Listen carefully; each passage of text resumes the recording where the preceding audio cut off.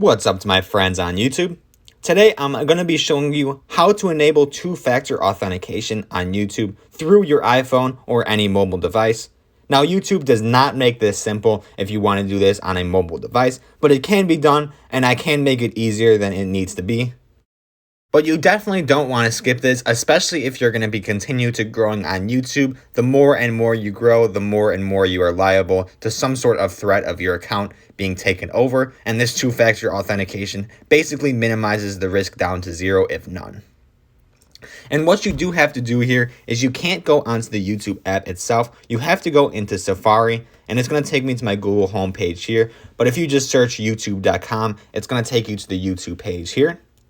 And pay attention closely for this one. What you are looking for is in the top left corner in the search bar all the way to the left. There's a smaller A and then a bigger A right next to each other. Click on that and it brings up this menu here. And just about the second one down there, it's going to say request desktop version. You'll click on that. And this is a great way if you want a different layout of any other website. So basically 2 tutorials in one. But it takes you to the computer version of YouTube as you've seen before. And from here, you could hit your profile picture in the upper right-hand corner there and take yourself to your YouTube studio, which I'm sure you're used to seeing this on desktop, but it's helpful to have it on mobile here. And what you want to do is zoom in here to that toolbar all the way to the left, just so you get a better idea of the options. And the 1/3 to the bottom there is going to be a $ icon, and you are going to click on that. And this is just the simplest way to do that because it takes you to your channel monetization. And in this screen here, there is an option to enable two-factor authentication. It's just simple to go through here instead of going through a bunch of different settings. So if you click on that, it'll come up with this little text box here. You could just hit continue. And what you're going to do is just log into your account as it's prompting you here.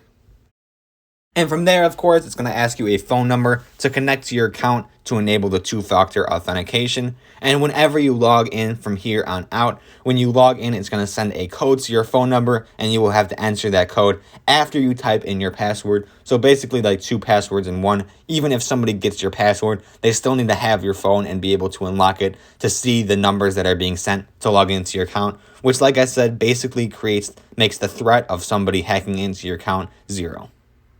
That's pretty much all there is to it, though. If you did have any questions or were confused at all on how to do this, comment down below and I'll get back to you as soon as possible.